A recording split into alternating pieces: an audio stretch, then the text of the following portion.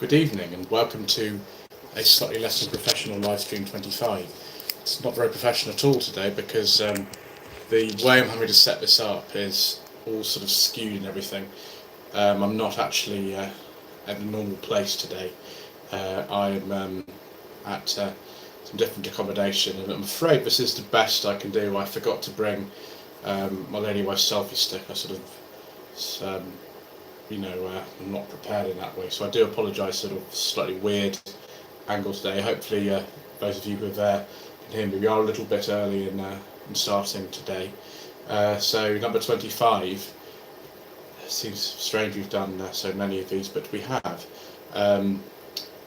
This is the day that Roverfest 2022 finished. There was another video that I filmed yesterday.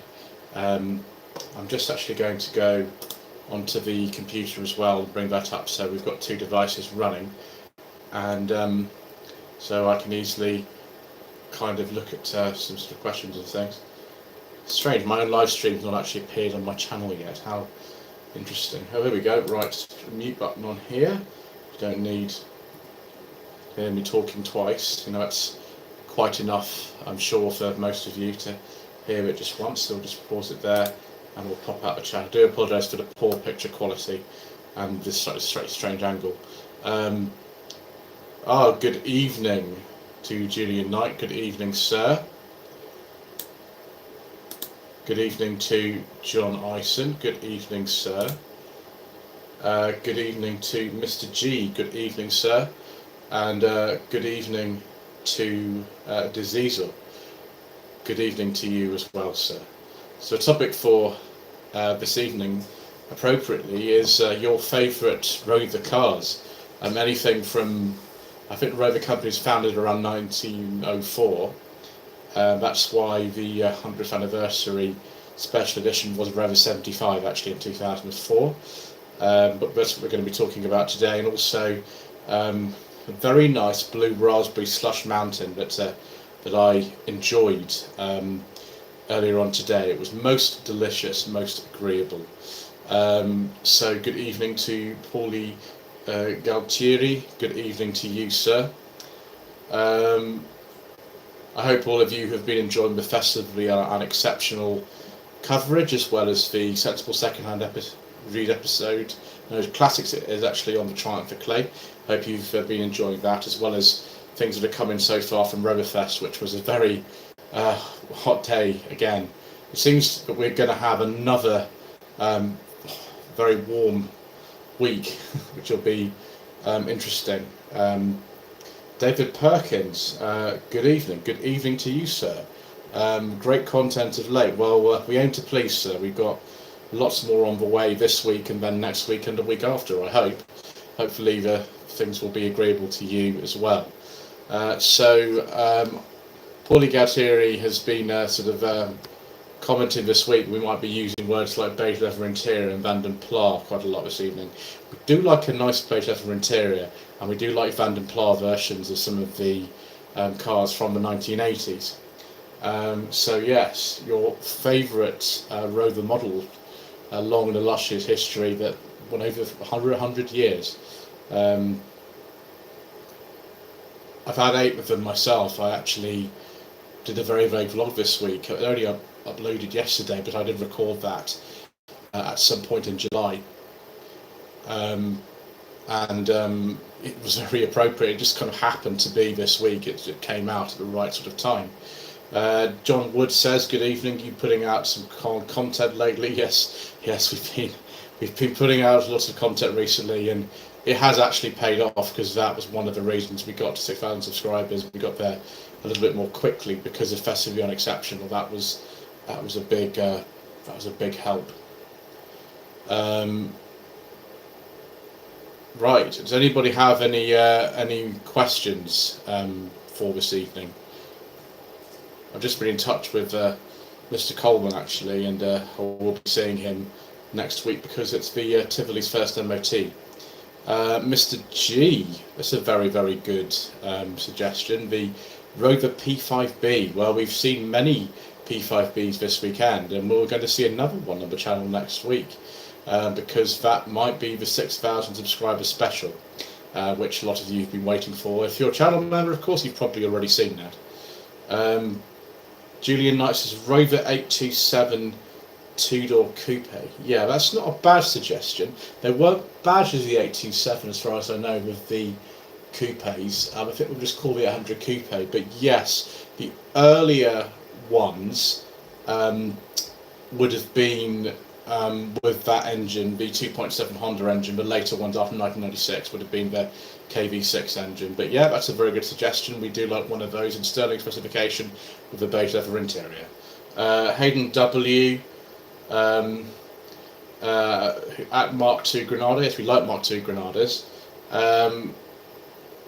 Good evening. My father said he saw you going around Roverfest today. Yes, we were there. We took the Rover 618i. Yes, I noticed that. I actually got it right. She got it right today. In terms of what it was. Globule Man 24/7 says recommendation for a modern hat with lots of boot space. Oh my gosh. You have to be a bit more specific than that. You'd have to sort of say, you know, we're talking like voxel vector size, we're talking, like, I don't know, focus size, what sort of budget do you have? It's a little bit difficult to say with this sort of thing. It also depends entirely. I always say to people, what's actually in your area? Because it's pointless me saying, oh yes, there's a £1,000, don't know, Vectra C in Scotland and you live in London. It's just not worth going to see something like that normally. So that's what I say. It's very difficult to answer a question like that, I'm afraid. Simone from Tom Classics. Good evening, Simone. Hello to everybody. John Wood says the 820 Vitesse hatchback. Yes, the 820 Vitesse hatchback.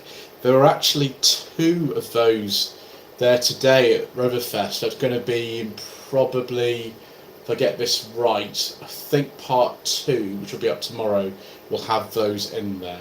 And one of them was for sale, actually. Simon Lot 76 Cars, good evening, Simon. Could you see yourself owning a Triumph Acclaim? I don't know. I think the time's probably passed a little bit too much for me for one of those. I think, to be honest, I'd prefer a 216 EFI Vanden Plas if I can find one. You can't get a Triumph Acclaim with a wooden leather in it. It just didn't exist. They're decent cars, Triumph Acclaims, but one of them is trying to find parts for it. It's probably a bit of an issue with an SD3 as well, but I just kind of prefer the SD3s. My neighbour had an Acclaim, but my grandfather had an SD3, so that's kind of it, really. Chaz Bran, good evening, sir. I've just been watching Roverfest Part 2. Plenty of Rover 75s with beige leather interiors today. Yes, there were lots of beige leather interiors. In fact, at one point, I think with the P5s, it was wall-to-wall beige leather interiors, which was very, very fascinating. Trabalise says, good evening. Oh, good evening to you, sir. Hope you're doing well. Yes, lots and lots and lots of beige leather interiors today. Oh, amazing, a number of them. And some really, really early Rovers. Andy G asks a very interesting question. Do you know if more P5B coupes are made in saloons? That I don't know. Signor Latore, who owns the P5 coupe that I have done for the Certified Subscriber Special, would probably know to answer that question. I don't know. There were both there today, lots of both of them. So Sean Cook says, good evening. Trust your lady wife and mother doing okay. Well, I'll be seeing with my mother tomorrow, I think, and my lady wife. Anvil Tex says, good evening to you. Chaz Brown says, I like the convertible Rover 75. Yeah, that's a complete one-off. I think the doors are off a BMW, but I'm not really sure. Like, the interior door cards are not off a 75. They might be off of like a roadway or something. Yeah, so there we go. Trabelli raises a very good point with Mr. Coleman always talks about. Mr. Coleman doesn't like beige leather interiors. He says they look nice and then get grubby dirty very quickly. That's not personally been my experience with them, but he always says that he prefers the black leather. Paulie Gachier says Rover 825 Sterling, an early one, electric rear seats with large strip computer, cheating stud alloy wheels design, hiding the 4 studs. Yeah, well, funny enough, there was one of those at Riverfest today and one yesterday, and there was a later Sterling there as well. There were both actually, one on an E plate, one on a G plate. You'll be seeing both in, I think it's part 2, from what I remember. Could be part 3. I filmed so many Rover P4s today, like more than you've ever seen in your life. There's like 100 of them or something. Any idea why the rear electric seats and trip computer were deleted? I really don't know why they deleted those things from the Rover Sterlings. I honestly don't know. I imagine it was sort of cost cutting and things. I don't know. So yes, do we have any more questions or opinions on over 100 years of Rover cars? The earliest one there today was in 1906. The latest ones were from about 2000. There was a 2006 Rover 25, but there was a 2008 MG ZS. Not obviously it was built then, but it registered then. I think that the latest ones I've seen are on 11 plates. Sean Cook says, my favourite Rover is the 1978 SD1 V8S of Magnesium Alloys. I think there was a V8S there today, sir, with those alloy wheels. I'm pretty sure there was one of those there, actually. You have to look in the video when that goes up. I think, yeah, that's part 3, actually, I think. It's so difficult for me to remember. I think the 800s were in 2. Julie Knight says, any Coachbot Rover estate? Yes, the stories and things like that were interesting. Simone from Hood on Classics says, today was rather strange. I booked for the show at Mount Edgecombe and forgot I'd done so. I went but forgot my DSLR. I filmed on my phone, ran out of memory. Yeah, I've been there. I've been there. I've been on my phone and ran out of memory. My gosh, before I started taking like multiple phones to events. But TC was very popular. Yes, I imagine nice Mark III Cortina would be very popular. Paulie Galtieri says, did you know the Rover P6 was originally designed to have a 2.5 litre 5-cylinder engine?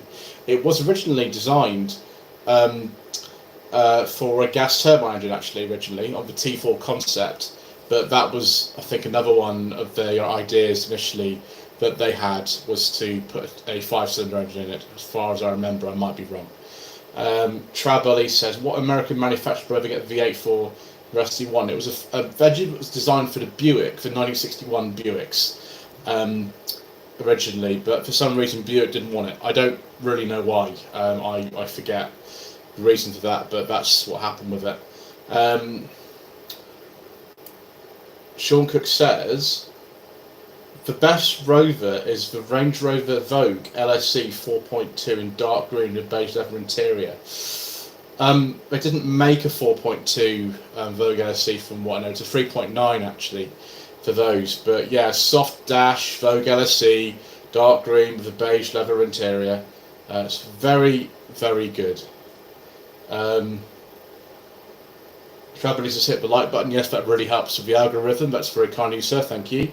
Andy G says, do you prefer a P5B or a P6B? Oh my gosh, sir. That's a really difficult question. I'd have to actually drive a P6 with a V8 engine first to know. I have driven a P6 and it was pretty good. That's great, but yeah, I have to actually drive a V8 engine P6 to tell you. P5B, they're quite big and the steering's really, really vague. It's really vague in those, but it is an amazing car to drive.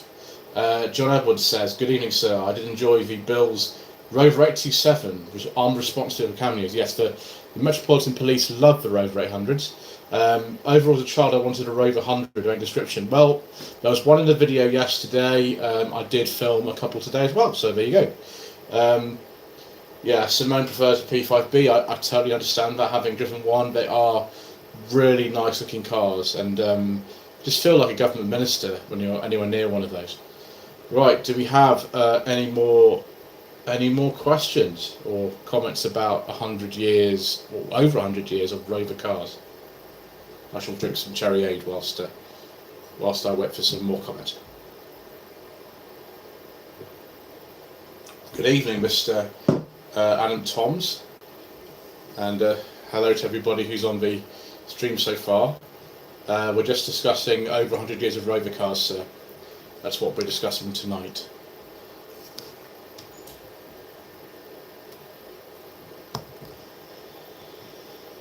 Also, blue raspberry slush mountains are very nice as well. I'd just like to say that was very refreshing.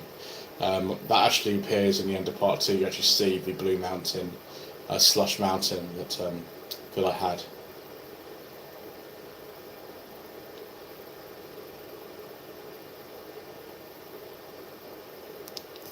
Oh, that's a very interesting question.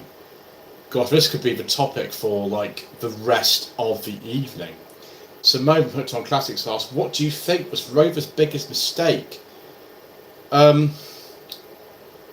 so many things I could say. One thing that's come straight to mind is the City Rover, which was absolutely terrible. I think that's the worst car I've ever filmed on my channel. I have driven 2 of those over the years, one in 2012 and one in 2020. And if you haven't seen the No Budget Reviews episode of the City Rover, and you don't believe me, then go and look it up, because it was awful. There's loads of different ones. I'd be interested to hear from the rest of you, like what was Rover's biggest mistake, apart from the City Rover. That's no doubt about that, it was a mistake. But yeah, I've heard so many people who worked actually at Rover dealers say how terrible it was. Ooh, hello, Mr. Harwood from Rover Joe. Good evening, sir. Paulie Galtieri says the Rover 3500 EFI Vandenplat Auto, grey leather interior in Moonraker blue. Yes, I saw a very similar car to that today, actually. You'll have to watch part 3 to look at that. Mr. G says some of the interiors look more cream leather than beige leather. Probably, sir, but I like cream leather and beige leather. I just use a certain term for the same one. Mr. Adam Tom says Rover 100 was a badge name used on a few versions of Rovers. Which is your preference? With a post 1995 114 GSI with a leather interior. That's my favourite, and no windy windows, because sometimes with GSI they get windy windows, which is bad. Travelly says the motorway police loved the 800 until the 24 valve came out. That's not exactly true, because the 800 was made till 1999 and the Senator was only made till 1994 or 93, 94, I think. It depends on when me came out of this country, but yeah, the 800 massively outlasted the 24 valve Senator. Mr. Harwood says point drive didn't help. Yeah, that didn't help. That was pretty bad. Total failure. He says he wants to try a City Rover just for the fun of it. I don't recommend you do, sir. You will come away severely disappointed. Despite the fact Ian Seabrook thought the City Rover was great, to be honest, Mr. Western Twin Cam doesn't like it. Mr. Richardson Viewertime doesn't like it. Yeah, it's not good. Travelly says he likes the SD1 as well. Don't blame you, sir. Anvil Tech says, I remember my uncle getting his new 2600 SD1 in 1984. I love the sound it made. I don't see many of the 6 cylinders. They seem to be quite rare in comparison with the 3.5 litres. Not 76 cars. Simon says Rover's biggest mistake was running out of 600 too early, leaving a big gap before 75 arrival, losing market share with no product not sold for months. It's a difficult one, because I'm pretty sure they made the 600 quite late. I've seen them on V-Plex and things like that, and the very early 75s came out on an S. So unless like those were late registrations, I don't know. I mean, you'd probably know better than me. I wasn't at that sort of time. I wasn't really involved in Rover dealer networks. So I really rate the 600. It was a styling triumph. The basic core was so forgettable. Yes, the 600 looked considerably better than the core it was based on. That's true, and I have had a 600, and many of you will know that. Mr. Colburn also had one. His one was better than mine. Paulie Gaccieri says, more of an oversight and mistake, but the 800 not being rear-wheel drive and having 4-wheel studs. I think it's been very, very hard to get a 4-wheel drive version of that, because Honda didn't want to make one. And that's pretty much it. They just didn't want to make a 4-wheel drive 800. Sorry, Legend, I should say. That's really all we can say about it. Russell Hunter says, good evening, apologies for my tiredness. Don't worry, sir, that's fine. Trabelli says, my father tells me Rover had more class than the Mercedes in the early 60s. Yeah, I mean, if you go to the sort of latter part of the video I've just uploaded, which is part 2 of the Shambolic Shuffle around Roverfest, you will see tons of P5s, and some of them are really early ones from sort of about 1960 or even before that, and they are classy cars. Mr. Adam Thompson, I had a Rover 400 in British Racing Green, but the head gasket did fail on me. Yes. Yeah, that's unfortunate, but that's just what seems to happen. It's just the fact of life. I really like the 445, has one of their hits. Yeah, it's a very long-lived design. I mean, that design came out in 1992 originally, and it was based on an even earlier Honda platform, the EG Civic, that came out in 1991. So there's actually a few parts in the interior that you can see on all of them that are off an EG Civic, which is pretty strange. But that's why you can fit Honda wheels to them.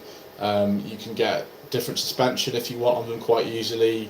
A lot of the sort of fundamentals of the way they drive is really similar to an early 90s Civic. That's why they drive so well, to be honest. It's because they're based on them.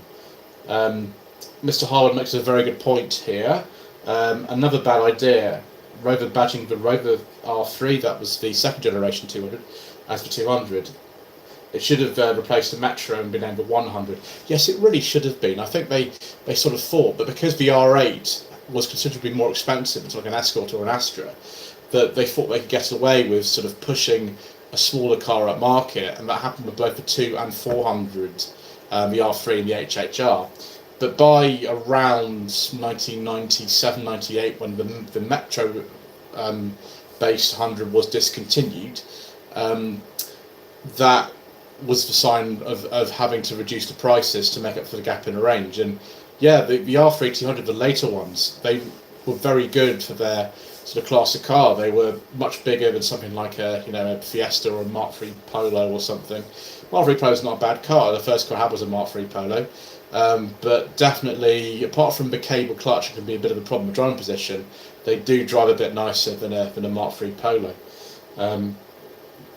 Excuse me, John Cotton Classics. Good day. I'm sorry I'm late. That's not a problem, sir. Russell Hunter says, the favourite Rover for me is the 800 Coupe.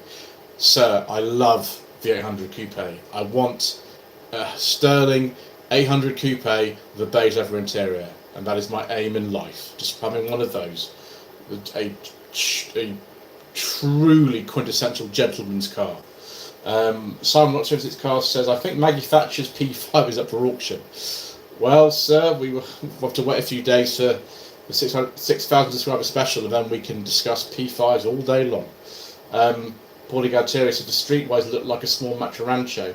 Yes, it's a very good point, because it's actually a very similar story with the Matra Rancho and the Streetwise. The Matra Rancho was kind of brought about from a design from 1967, the Simca 1100, which ended up with lots of other names, but that was a fundamental name. And it was based on the van version of one of those. And I saw a very late Talbot version of that van, it was an 83 or 84, actually there, but it's called a VF2. And they sort of just played around with certain bits of it, put it spot lamps, different colours, cladding, fiberglass sort of rear on it, and made it look completely different. Streetwise, exactly the same. They took fundamentally what was an old Rover 200 R3, which had been facelifted into the 25, raised it a bit, put lots of cladding on it, and sort of made that the first car to wear the final Rover badge and the design. And actually, they look pretty good. There was one there at a weekend, but Fred, I can't tell you about it. Trabelli is very kindly given a super chat donation. Thank you, sir. You're all very welcome to give super chat donations. That's obviously not something that you're on a negotiation to do, but it really does help out if that's what you want to do. It's actually kind of easier in some ways than doing channel membership if you don't want to do that. He's always very kind and always gives lots of nice super chat donations, and he's quite right. Rover sounds better than Austin Rover. That's one of the reasons why I think they changed the name of the company in 1988. Adam Tom said the Streetwise are so like hotcakes now. The trend of the raised super minis. Yeah, Fiesta Active that I reviewed last month. That is very much along the same lines as that, everybody wants them now.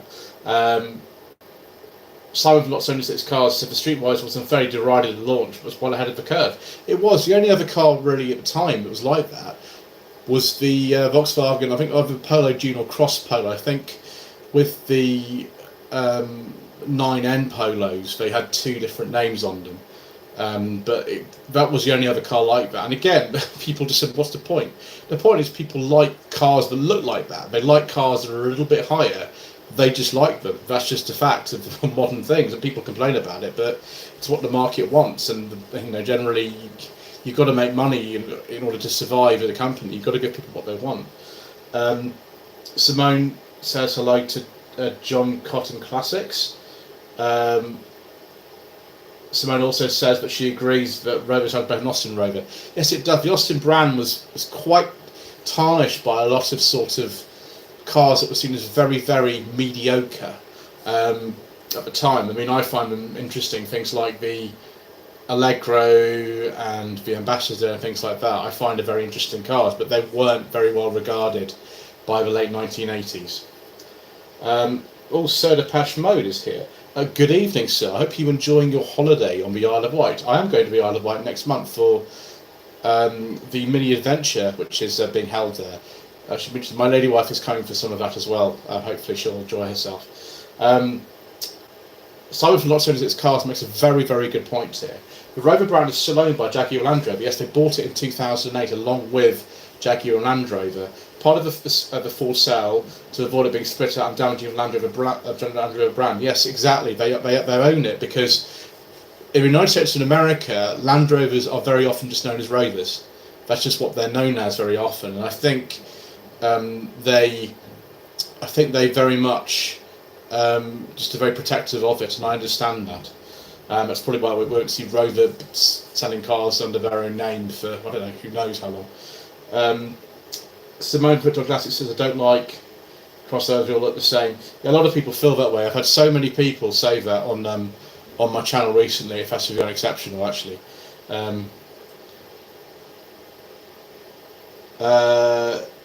Trabelli says, the Mark II Astra and Escort Mark IV look like dinosaurs when the 200 was released in 1989.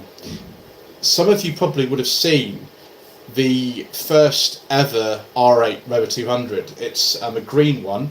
It's a 214 GSI, and that would have been at the NEC, I think, possibly either November or March.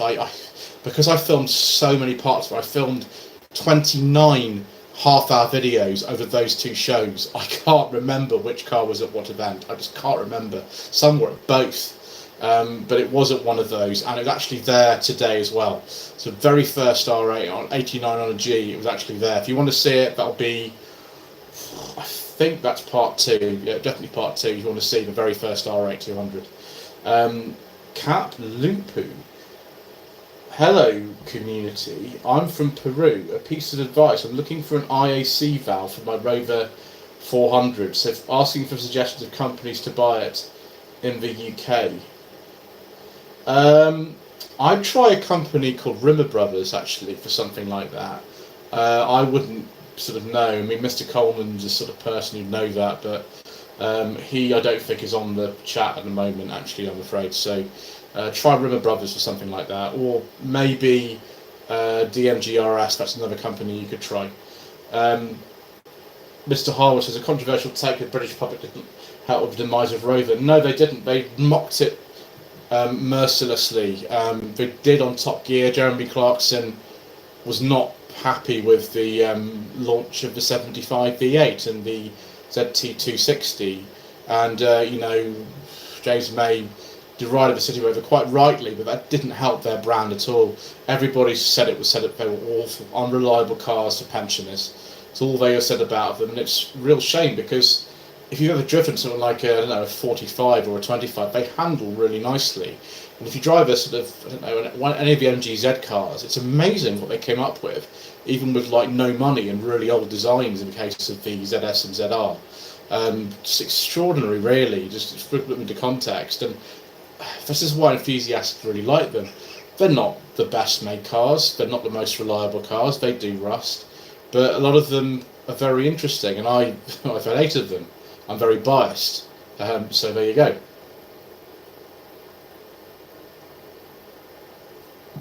That's nice. Right. Anyone else got any further questions, or do we call a premature halt to proceedings? Because I'm still editing. There's a very good thing that Mr. G asks here. Does the filming of various cars just stop you enjoying them fully? Oh, that's a really difficult question. Latterly, with the ones I've filmed over the last month or so, my biggest problem is actually getting my head burnt, top of my head burnt, for staying out too long. And, you know, that stops me fully enjoying them more than like anything else, really. It depends how big the show is. I mean, like Pride of Longbridge, it's impossible for me to really like enjoy that fully because it's so big. Festival Exceptional, it wasn't so bad because actually Mr. Coleman drove me there and he drove me back, and actually he served as a very nice base for me to come to and look after the staff, and he was having a chat with some of the other people. He wasn't interested in filming that day, so that was a lot easier for me than last year. I didn't have to worry about driving there and stuff, and he was, kind of high-toasting me for the weekend, so that helped. It depends on the size of the show. It depends what the weather's like. There's lots of different things. But I did enjoy filming Festival of the Unexceptional very much. NEC I find a bit overwhelming. That is crazy. That's crazy covering that. That's why I do it in several days, and I'm very, very measured about how I do that. I limit my time talking to people quite a lot because talking a lot really wears me out. Talking to people constantly also wears me out, so I don't really have stands and things like that because it just makes me very tired, and I'm not great when I'm tired. Mr. Harwood says, I managed to scrape off my old dealer sticker off his new 25. We might be seeing that 25 on the channel at some point soon. I've now fitted a new Palmsville Rover one. Cat Lupu says, first time, thanks very much. This is finding parts for a car from, I didn't even know where they actually sold Rovers, to be honest, but clearly they did. From Peru. I didn't know if sold Rovers in Peru, but clearly they did. Yes, Rimmer Brothers and DMG RS are the ones you probably want to go with. Finley Plimpton says, sorry I'm late, I was watching a Scrapyard TV series. Scrapyard TV series? That's Scrapyard Challenge, surely that's not on anymore, is it? Hoods on Classic Simone says, yeah, they should help. Yeah, those good companies to source parts from. Sir Depeche says, I have an MG cap that you can have. I don't wear baseball caps, sir. That's just not my style. I'm gonna have to buy a Panama hat, I think, which will be interesting for some of you to see. But I might have to do that if it continues like this. Fortunately, there's still about 13 days before I do the next show, so that might be okay. Paulie Gaccheri says, do you think Richard Bouquet should have driven a Vanden Plas SD3 befitting for higher since snob value? Thing is, it was I think an S or an SE. There were a couple of cars used in different specs, similar colours, but different specs, around sort of 87. Both of those used in keeping up appearances.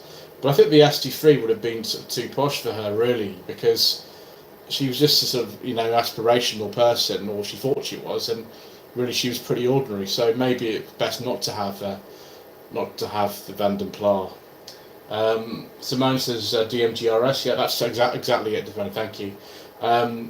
Simon not sure it's car says Festival Exceptional was a long way. 5 o'clock start, but I was a 10th car in. Yeah, you did quite well. You were quite far in there, Simon, and there is a very good video of the show. I'm getting through quite a few videos of Festival Exceptional. I've seen Ian Seabrook's one. I've seen Grand Theft Auto, Martin's one. Martin's a really nice chap.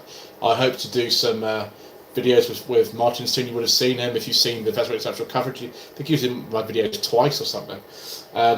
And yeah, I'm just getting through a lot of, some of you also filmed it, and I'm getting through some of your videos, but because I produce a lot of my own ones. Yeah, that's it's crazy about how many people are filming that. Travelly, afraid we can't answer that question, sir. We don't talk about those around here. Philippa just says Scrappers, Metro Salvage, owned by Terry Walker of Bolton. I don't know that show, sir. That sounds interesting. Never heard of that. Paulie Galtieri mentions a type of Rover ST1 that we can't discuss. Simone Put on Classic says should be getting a replacement mass airflow meter for my 75 soon. Excellent, that's very good. Joseph Allen, a 2008 Citroen C5 with a petrol engine. That's a very interesting. It's a very interesting car. Yes, if you want me to film that, please send me an email. The email address is very close to the beginning of most of my videos. It comes in the first minute of any video. That's why I always put it in. So send me an email, and maybe we can work something out if you're in an area that I can get to easily. Mr. Coleman is here. Good evening, Mr. Coleman. Mr. Coleman and I were just having a little chat earlier on before the live stream, and of course everyone says hello. Finley Plimpton and Simone and Traberlee and Adam Thoms all saying hello to Mr. Coleman, which is the way it goes around here. Bad Book says good evening from Dokkum in the Netherlands. I hope you're having a nice holiday. Simon Got 6 Cars says the only disappointment of Festival Unexceptional was not seeing a Talbot Tagora. Yes, that is very Festival Unexceptional. Has anyone ever seen one? Mr. Coleman has driven, I think, at least 2 Talbot Tagoras.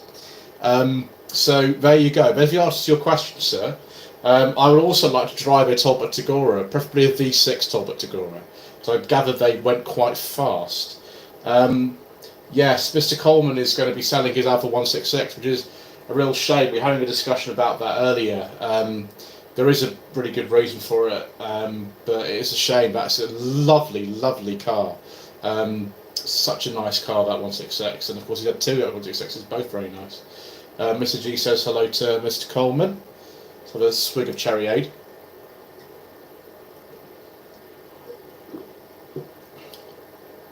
Simone asked about a Matra Rancho. I actually have been offered a little walk around of a Matra Rancho. It's not in great condition, it doesn't work, but I might be able to film a walk around of one. Mr. Coleman has driven 2 Tagoras, both V6s, and well, of course they were terrible. Was that the banger track, sir, where you drove them by any chance? Was that the reason why we don't see them? Because you kind of took the 2 best ones away. The only other time I ever saw a Tagora was when I was very young, in the early 90s. My father was still in touch with his old headmaster from when he was at school in the 1950s, and they lived in Sheffield, and his lady wife had a Metro Vanden Pla, which we like very much, viewers. That was a very nice one of those at Festival Exceptional, and he had a Talbot Tagora. I don't know why he had one, but he did. I think it was a V6 as well, but I can't really say any more than that. This is going back about 30 years, so the chance of actually finding a Tagora, yeah. So there we go. And Mr. Coleman actually drove one on the road and raced one. Gets even more intriguing. Just hearing about Mr. Coleman's life and what he's got up to is always very fascinating. That's one of the reasons to subscribe to the Road Mechanic channel, of course. Right, do we have any further questions, or should we call it a day? We've been going about 40 minutes or so. Excuse me. This Cherryade is making me burp.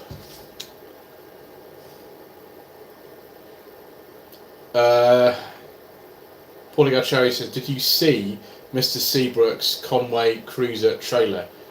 What, the, you mean the one that collapsed, sir? Yes, I saw the video for that. His lady friend did seem quite keen on that. lady friends and lady wives generally do seem quite keen on things like camper vans and caravans and things like that, and I'm not the most keen person on those.